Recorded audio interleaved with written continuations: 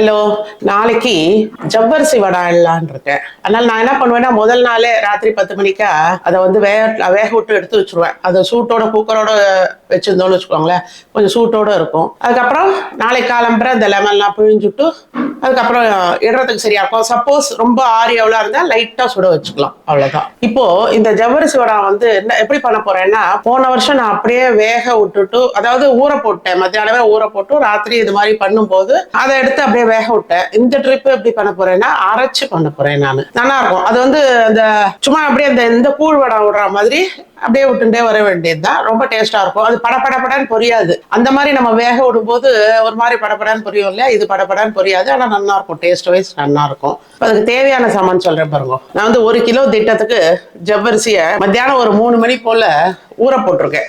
அதை நல்லா ஊறுற அளவுக்கு ஜலத்தை விட்டு நல்லா அதை பாருங்க ஊறி எடுத்து பார்த்தல 7-8 மணி நேரம் ஆறுதோ இல்லையோ, நல்லா ஊறி எடுத்து. அப்புறம் இதுக்கு தேவையான அளவு பச்சை மிளகா கொஞ்சம் நம்ம நிறைய அரைச்சி வச்சுட்டா கொஞ்சம் டேஸ்ட் பார்த்துக்கோங்க. இது ஒன்றும் மடி கிடையாது இல்லையா.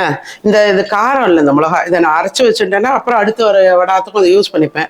சும்மா ஒரு 2 எடுத்து வச்சிருக்கேன். பெரிய பழமா இருக்கு, 1.5 இருந்தாலே போதும். அதிகமா பிழிஞ்சா பல்லுல ஒட்டிக்கும் சாப்பிடும்போது. இதுக்கு ரொம்ப கம்மியா உப்பு போடணும். பொதுவாகவே வடாத்துக்கு மட்டாதான் உப்பு போடணும். வர வர அது வந்து தூக்கலாயிட்டே இருக்க மாதிரி இருக்கும். அதுவும் ஜவ்வரிசிக்கு அரை உப்பு தான் போடணும், அப்பதான் அது சரியா இருக்கும். அப்புறம் அதுல இதோ நான் வெள்ளை எள்ளு எடுத்து வச்சிருக்கேன், நல்லா இருக்கும், மணமா இருக்கும். அப்புறம் கட்டி பெருங்காயத்தை பாருங்க, இதை நான் ஜலத்துல விட்டு இதை வச்சிருக்கேன். இதோ உங்களுக்கு வேணும்னா ஓமம் போட்டுக்கலாம், ஜீரகம் போட்டுக்கலாம், எது வேணுமோ அது மாதிரி போட்டுக்கோங்க.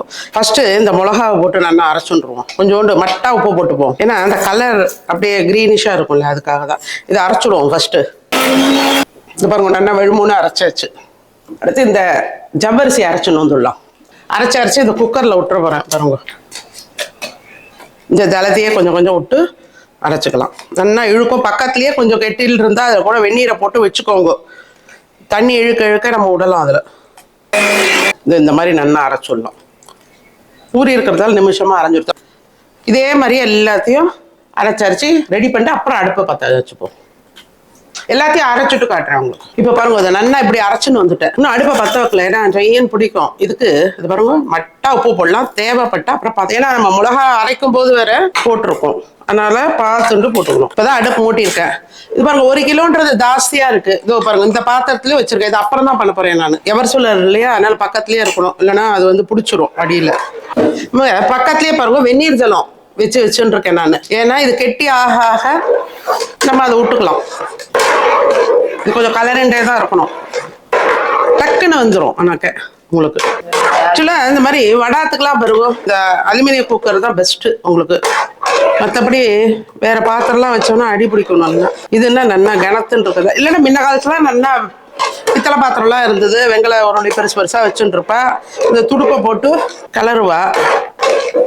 இப்பெல்லாம் யாராத்துக்கும் அதெல்லாம் இல்லை பாருங்க, குக்கர் தான் கை கொடுக்கும். அதுக்குதான் நான் இந்த பழைய குக்கரை தூக்கியே போடலை, வடாத்துக்கு மட்டும் அதை வச்சுப்பேன், அவ்வளோதான்.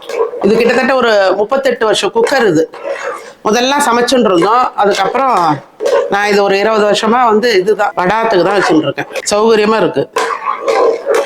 இது வெந்ததுக்கு அப்புறம் காட்டுறேன் பாருங்க உங்களுக்கு. இப்போ பார்த்தீங்கன்னா நல்லா வெந்துருது. எப்படி டிரான்ஸ்பரண்டா இருக்கு பாருங்க. நல்லா இந்த மாதிரி டிரான்ஸ்பரண்டா இருந்தால் தான் வெந்ததுன்னு அர்த்தம். கிட்டத்தட்ட ஒரு 25 மினிட்ஸ் ஆச்சு இது வேகிறதுக்கு. கையோட நான் கலரிண்டே இருக்கேன். எடுத்தா இப்போ இதுக்கு வந்து மிளகா விழுது கொஞ்சம் போடுவோம் காரத்துக்கு. அப்புறம் இந்த பெருங்காய ஜலம் 2 விட்டுட்டேன்.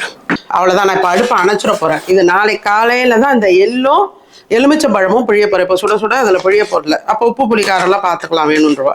அவ்வளோதான் ரெடி. நாளைக்கா காட்டுறேன் உங்களுக்கு. இப்போ பாருங்க, இது எவ்வளோ கெட்டியாயிடுது பார்த்தீங்களா, ராத்திரி பண்ணது. இப்போ இதில் கொஞ்சம் எள்ளை போட்டுருவோம் போதும். இது பொரியும் போது நல்ல மணமாக இருக்கும். நம்ம எண்ணெயில் பொரிக்கச்சு பார்த்துட்டு ஜலம் விடுங்க. கையில் வந்து கொஞ்சம் வெந்நீரை வச்சு எடுத்துன்னு போயிடணும்.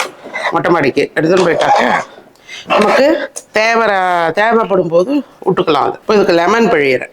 பார்த்துட்டு பிழிவோம், ஏன்னா ரொம்ப பிழிஞ்சாக்க நான் சொன்னேன் பாருங்க பல்லில் ஒட்டிக்கும் சாப்பிடும்போது. இன்னும் கொஞ்சம் எள்ளு போட்டுருக்கேன், பத்தலை. கருப்பெல்லு பிடிச்சா கருப்பெல்லு போட்டுக்கோங்க. ஓமம் பிடிக்கிறா ஓமம், ஜீரகம் பிடிக்கிறா ஜீரகம். இப்போ பாருங்க, இதில் வெந்நீர் போட்டு எடுத்துன்ட்டேன். மாடியில் போயிட்டு எவ்வளோ வேணுமோ அதை பார்த்து விட்டுக்க வேண்டியதான். அப்பப்போ மாடிக்கு போலாம் வாங்க. இப்போ இந்த கருவடத்தை எப்படி இட போறேன்னா, இது பாருங்க, இந்த மாதிரி ஒரு ஷீட்டு எல்லா பக்கத்துலயும் இந்த மாதிரி ஒரு கவர் போட்டு கல்ல வைங்கோ. அப்பதான் அந்த மண்ணெல்லாம் இதுல வராது. அந்த செங்கல்ல இருக்கிற அந்த இதெல்லாம் முழும் இல்லையா, அதெல்லாம் வராம இருக்கும். அதனால தான் நான் இந்த மாதிரி கவர் போட்டு வச்சிருக்கேன். இப்ப பாருங்க, ஃபர்ஸ்ட் இட்டு பார்க்கலாம். ஜலம் வேணும்னா சேர்த்துப்பேன். ஏன்னா இந்த மாதிரி அரைச்சி பண்ணும்போது ரொம்ப ஜலத்தை சேர்க்க கூடாது. சேர்த்தோம்னாக்க அப்படியே ஒட்டின்றோம். ரொம்ப தேசலா வரும். ஓரளவாவது வரணும் இல்லையா, அது கரெக்டா இருக்கு உங்களுக்கு. இது வந்து அப்படியே அமிங்கிடும். இன்னும் கொஞ்ச நேரத்துல சரியா இருக்கும். இந்த மாதிரி நல்லா அரைச்சிட்டு விடும்போது இது ஒரு டேஸ்ட் தான், நல்லா இருக்கு. இது ஒரு மாதிரி டிஃப்ரெண்டா பண்ண வேண்டியது தான். இதே மாதிரியே எல்லாத்தையும் இட்டுட்டு காட்டுறேன் உங்களுக்கு. இது பத்தெல்லாம் எல்லாம் இட்டாச்சு. சாயந்தரத்துக்குள்ள எவ்வளோ காயறது பார்ப்போம். இது பத்தெல்லாம் இந்த ஜவ்வரிசி வடைலாம் இன்னும் காயலை. இது ஓரளவு காஞ்சிருக்கு பாருங்க, அவ்வளவுதான். இதை நான் கொண்டு போய் ஆத்துல ஃபேன் காத்துக்கு கீழே போட்டோம்னு வச்சுக்கோங்களேன், ராவடி அப்படியே விட்டுருவேன். காலம்பரை எடுத்தோம்னா ஈஸியா வந்துடும். அதுக்கப்புறம் நாளைக்கு எல்லாத்தையும் திருப்பி இந்த மாதிரி தட்டுல வச்சு காய வச்சு எடுத்துக்கலாம். இதெல்லாம் அது 2 நாள் இது காஞ்சிடுத்து, நல்லா காஞ்சிடுத்து சுக்கா. நான் வந்து அந்த அரைச்சிட்டோம் இல்லையா, அதனால அது பாருங்க அப்படியே உடையறது நல்லா. அவ்வளவுதான், ஜவ்வரிசி வடை ரெடி ஆயிடுத்து. பொரிச்சுட்டு காட்டுறேன். இப்போ இந்த ஜவ்வரிசியை பொரிச்சு காட்டுறேன் பாருங்க.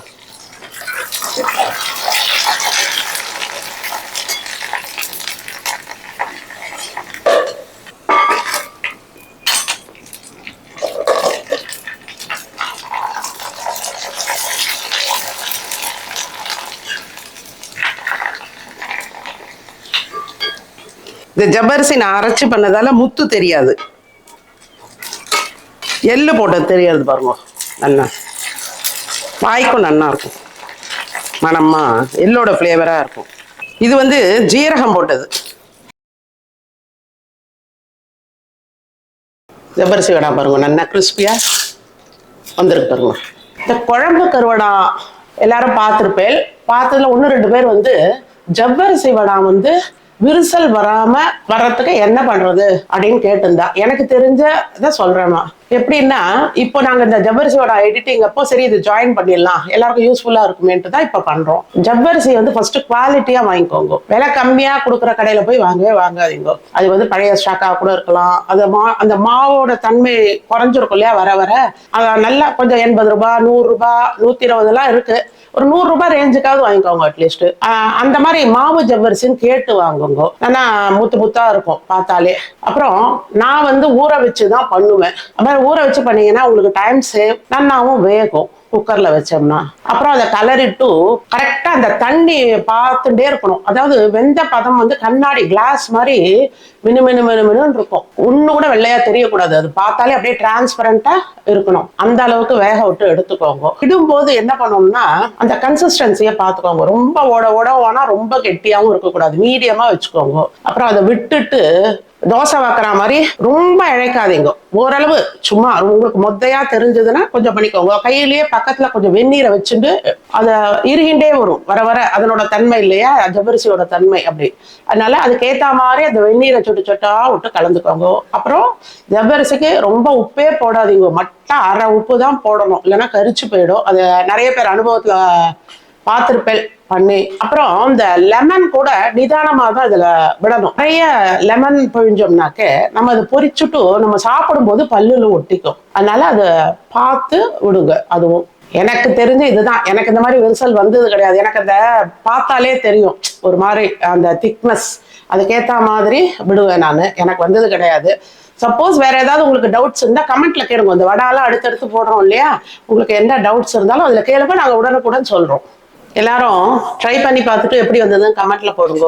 என்னோட வீடியோஸ்லாம் பிடிச்சிருந்தா லைக் பண்ணுங்க, ஃப்ரெண்ட்ஸ் அண்ட் ரிலேட்டிவ்ஸ்க்கு ஷேர் பண்ணுங்க, சப்ஸ்கிரைப் பண்ணாததால சப்ஸ்கிரைப் பண்ணுங்க. தேங்க்யூ.